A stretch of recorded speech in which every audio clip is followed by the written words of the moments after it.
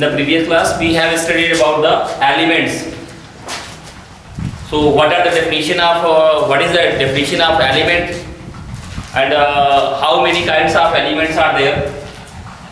So, we have studied that elements are those substances which are made up of that atoms which have same atomic number or which have the same number of proton in their nuclei. यानी elements ऐसे substance होते हैं जो ऐसे item से बने होते हैं जिनके न्यूक्लियस में नंबर ऑफ प्रोटॉन सेम होते हैं, या आप कह सकते हैं कि ऐसे आइटम से बने हुए सब्सटेंस जिनके एटॉमिक नंबर सेम होते हैं उनको हम कहते हैं एलिमेंट। या हम कह सकते हैं कि elements are those substances which cannot be changed into another simpler substance। यानी एलिमेंट्स ऐसे सब्सटेंस होते हैं जिनको हम और सिंपल सब्सटेंस में चेंज नहीं कर सकते। और ये एलिमेंट्स जो है, अगर हम फिजिकल स्टेट के आधार पे देखें तो एलिमेंट्स, कुछ एलिमेंट्स ऐसे होते हैं जो कि सॉलिड होते हैं, कुछ लिक्विड होते हैं और कुछ गैसियस होते हैं। और अगर हम के स्ट्रक्चर के आधार पे देखें, रिएक्टिविटी के आधार पे देखें, तो एलिमेंट्स को 3 ग्रुप में डिवाइड किया गया है: metals, non metals and metallise. इनके बारे में हम लोग डिटेल स्टडी इसके पहले वाले क्लास में कर चुके हैं। Today we will study about the compounds. So what are compounds? Compounds क्या होते हैं? तो यहां पे डेफिनेशन देखेंगे। कंपाउंड्स ये ऐसे सब्सटेंस हैं जो कि 2 या 2 से अधिक एलिमेंट से बने होते हैं। Compounds are those substances that is made up of 2 or more elements chemically combined with a fixed, or you can say that chemically combined in a fixed proportion by mass। यानी अगर ऐसे elements अगर हैं जो कि 2 या 2 से अधिक एलिमेंट हैं और वो आपस में केमिकली कंबाइंड हो रहे हैं, और जो कॉम्बिनेशन हो रहा है वो बाई मास एक फिक्स प्रोपोर्शन में हो रहा है, तो हम उसको कहेंगे वो जो सब्सटेंस यहाँ फॉर्म हो रहा है, जो न्यू सब्सटेंस बन रहा है, उसको हम कहेंगे कंपाउंड। तो कंपाउंड क्या होते हैं? Compounds are those substances which are made up of which are made up of 2 or more elements chemically combined in a fixed proportion by mass। So we can write here the definition. Compound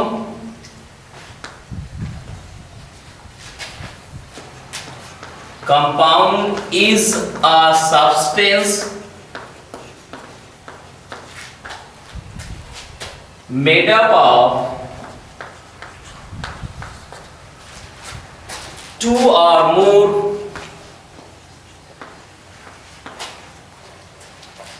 elements chemically combined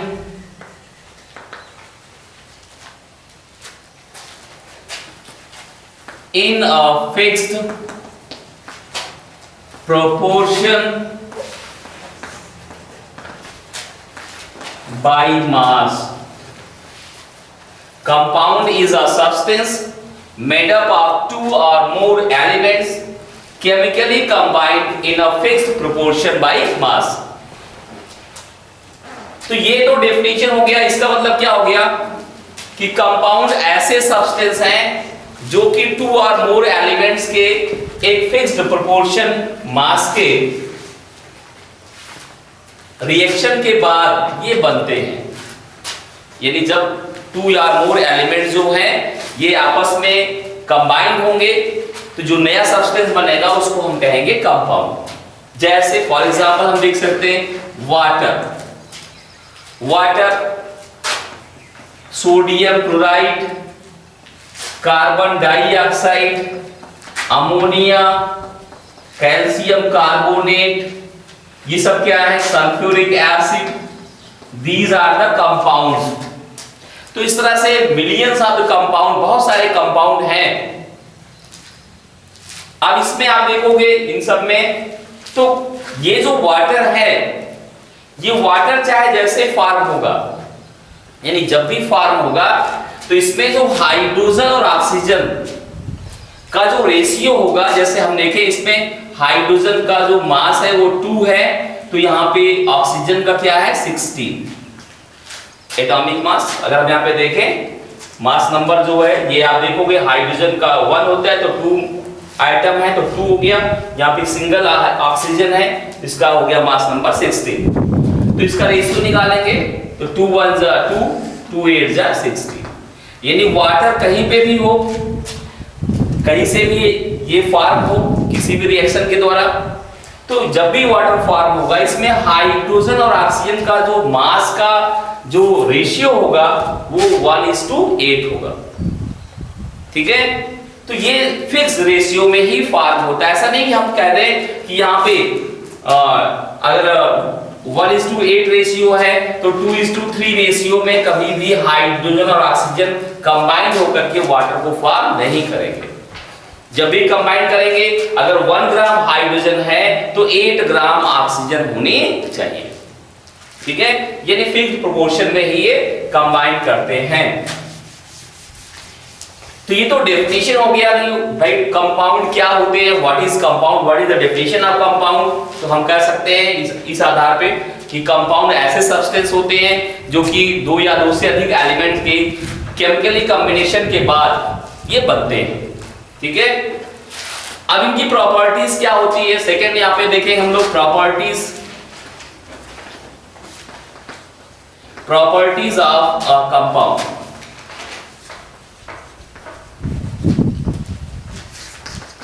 यानी किसी compound की properties क्या होती हैं।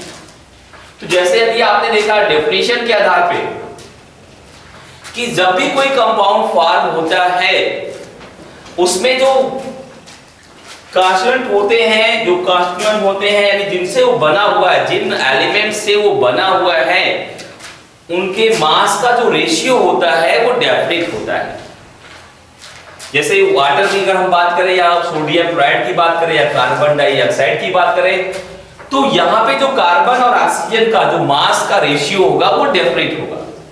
जैसे ammonia है तो ammonia में आप देखोगे नाइट्रोजन हाइड्रोजन का जो रेशियो होगा वो क्या होगा? डेफिनेट होगा।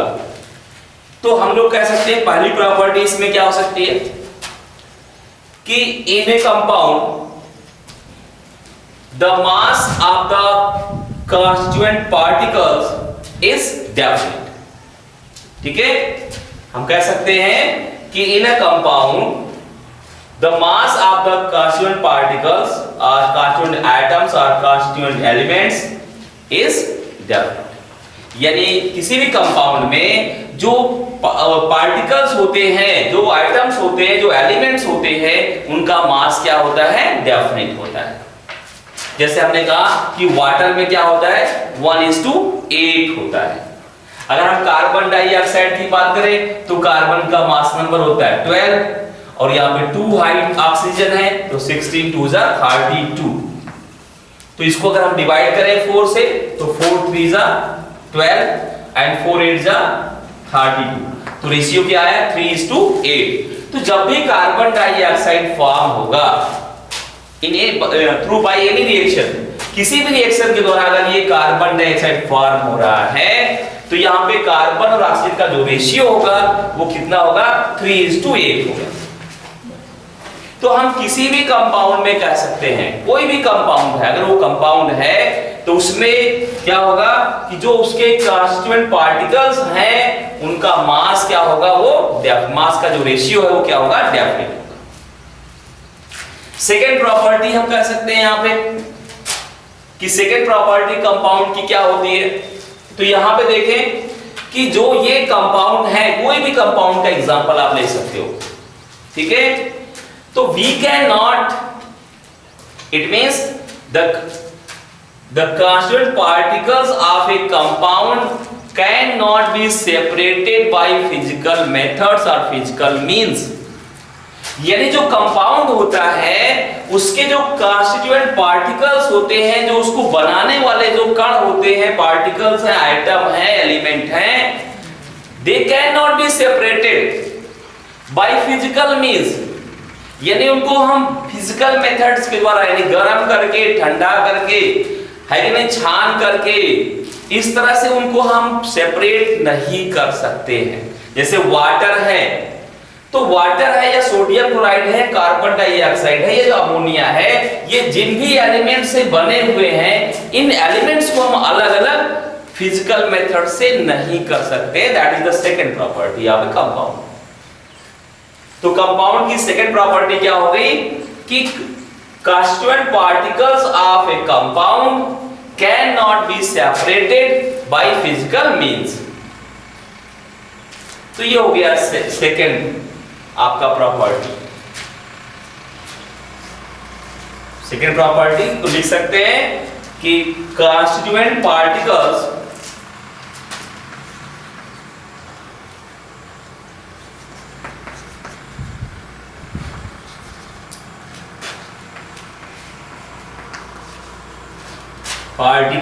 of a compound cannot be separated by physical means।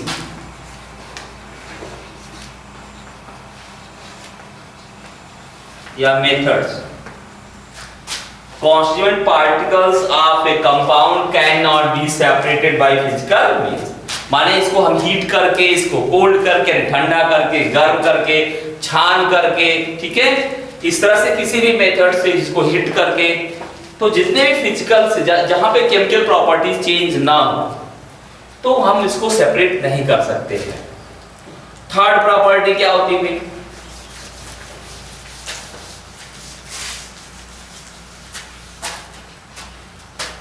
तो जो थर्ड प्रॉपर्टी है किसी भी कंपाउंड की, थर्ड प्रॉपर्टी क्या होती है? जैसे ही मान लो ये आपका कार्बन डाइऑक्साइड है, ठीक है, या वाटर है, थोड़ा सा इजी वर्ड में, इजी देखें सिस्टम में, वाटर है, तो ये जो वाटर की प्रॉपर्टी होती है, it is entirely different. The property of a compound is entirely different to its constituent elements। यानी कोई भी कंपाउंड हो, वह जिस एलिमेंट से बना होता है उसकी प्रॉपर्टी, यानी कंपाउंड की जो प्रॉपर्टी है वह उन एलिमेंट्स के टोटली डिफरेंट होती है। एंटायरली माने पूर्ण रूप से, पूर्णतया क्या होती है? डिफरेंट होती है, ठीक है। जैसे मान लीजिए आपने कहा कि H2 2H2 plus O2 it is converted into 2H2O। when hydrogen react with oxygen it forms water। so what it means, the property of water is entirely different, totally different। the property of water will be entirely different to the property of hydrogen and oxygen। यानी water की property इनसे क्या होगी? Different होगी, ठीक है। अब ऐसा क्यों है? we know that hydrogen is a combustible gas, एक ज्वलनशील गैस है। this is the best fuel in the world, in the universe। this is combustible and this help in the process of burning। this help in the process of burning। तो hydrogen जो है ये combustible substance है, यानी ये दहनशील है, जलता है, ईंधन है, फ्यूल है, और ये हेल्प करता है उस प्रोसेस में। यानी हाइड्रोजन अगर यहाँ पे कंबस्टिबल है, इसका कंबस्शन हो रहा है, ये जल रहा है, तो ये इसको हेल्प करेगा, ठीक है। लेकिन ये क्या है भाई? ये क्या है? वाटर क्या करेगा उसको? बुझा देगा, है कि नहीं? तो ये जो है आप देखो कि ये क्या हो गया भाई, आपने कहा कि ये तो कंबस्टिबल है, इट हेल्प्स इन कंबशन, और ये क्या हो गया, फायर एक्सटिंग्विशर हो गया, यानी आग बुझाने वाला हो गया, है कि नहीं? तो ये क्या हो गया, अग्निशामक हो गया हिंदी में कहें तो, ठीक है? तो आप देखो ये टोटली डिफरेंट प्रॉपर्टी क्या हो गई, टोटली डिफरेंट हो गई।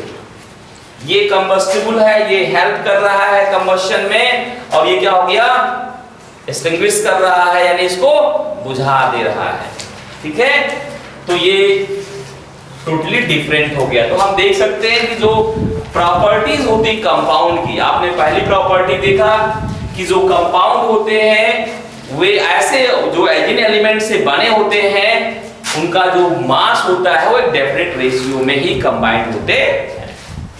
दूसरा आपने कहा कि ये जो कंपाउंड है ये जिन एलिमेंट से बने हुए हैं उन एलिमेंट्स में हम उनको सेपरेट नहीं कर सकते हैं by physical means, by physical method के द्वारा, यानी सामान्य परिस्थितियों में हम उनको सेपरेट नहीं कर सकते हैं, लेकिन केमिकली कर सकते हैं। कल हम लोगों ने देखा था इलेक्ट्रोलिसिस में, है कि नहीं? इलेक्ट्रोलिसिस में क्या होता है, 10th में आपने देखा होगा कि रिएक्शन है वहां पे डिकम्पोजिशन रिएक्शन, जिसमें आपने देखा था कि थर्मल डिकम्पोजिशन, इलेक्ट्रोलिसिस, फोटोलिसिस, है कि नहीं? तो इलेक्ट्रोलिसिस में क्या होता है कि electrolysis is a type of decomposition reaction in which a compound splits into two or more substances by passing electric current into it।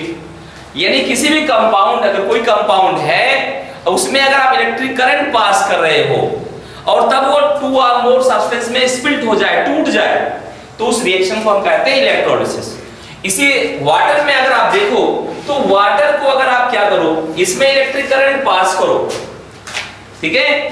तो जो प्योर वाटर होता है, pure water is a bad conductor. अगर pure water है तो वो bad conductor है, यानी इंसुलेटर होता है।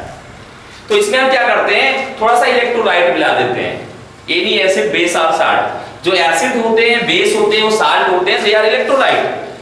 तो इलेक्ट्रोलाइट है, तो इसमें अगर थोड़ा सा आपने मान लो एसिड डाल दिया, थोड़ा सा एसिडिक बना दिया इसको, तो फिर क्या होगा, इसमें इलेक्ट्रिक करंट पास होगा। क्योंकि इलेक्ट्रिक करंट क्या होता है, आप देखोगे 10th में डेफिनेशन में यहाँ पे कि इलेक्ट्रिक करंट का मतलब हो गया when a charge particle moves from one place to other place, यानी flow of charge particles per unit time, flow of charge particles per unit time is called electric current. यानी per unit time मतलब हो गया 1 second में जितना भी charge कहीं किसी भी प्लेस से फ्लो करता है, प्रोवाइड होता है, गुजरता है, पास होता है, उसी को हम इलेक्ट्रिक करंट कहते हैं। तो यहाँ पे हम थोड़ा सा देखें कि अगर कोई चार्ज पार्टिकल मूव कर रहा है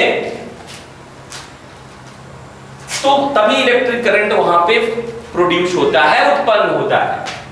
अगर चार्ज पार्टिकल मूव नहीं कर रहा है तो वहां पे इलेक्ट्रिक करंट फ्लो नहीं होता, ठीक है? Metals are good conductor of electricity, ऐसा क्यों है? Because metals are made up of proton, sorry atoms, every element is made up of atom, every substance is made up of atom. But metals ही क्यों होते हैं भाई, non metals क्यों है? बैड कंडक्टर है, वो भी तो एटम से बने हुए हैं। But metals have some free electrons, ठीक है? जो मेटल्स होते हैं इनके जो आउटर मोस्ट सेल में जो इलेक्ट्रॉन्स होते हैं, आपने 9th में देखा था कि फर्स्ट सेल है तो K, सेकंड है L, थर्ड है M, इस तरह से करके हम लोग कर सकते हैं, अभी देखेंगे भी आगे। तो ये जो इलेक्ट्रॉन्स आउटर मोस्ट सेल में होते हैं, थोड़ी सी एनर्जी पाते हैं तो ये फ्री हो जाते हैं, यानी ये एटम से बाहर आ जाते हैं। तो यहाँ पे कुछ इलेक्ट्रॉन्स जो होते हैं ये फ्री होते हैं, ठीक है? तो मान लो ये इलेक्ट्रॉन्स ये हैं, ये फ्री इलेक्ट्रॉन्स हैं, और कोई भी पॉजिटिव बॉडी अगर इनके पास में आती है तो positive and negative opposite charges attract to each other. तो ये जो पॉजिटिव चार्ज है, बॉडी है, ये इन इलेक्ट्रॉन क्या करती है, अपनी ओर अट्रैक्ट करती है। तो ये इलेक्ट्रॉन क्या होंगे, इस डायरेक्शन में फ्लो करेंगे, और जैसे ही फ्लो करेंगे तो यहाँ पे इलेक्ट्रिक करंट प्रोड्यूस होगी।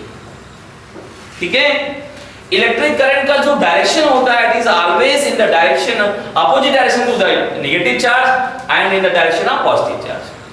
तो ये हम लोग टेंथ में पढ़ेंगे। अभी हम लोग ये देखना है, जैसे ही आपने इसमें एसिड डाला तो एसिड क्या होता है, ये इलेक्ट्रोलाइट होता है। Electrolyte are those substances, electrolytes are those substances which give ions in the solution.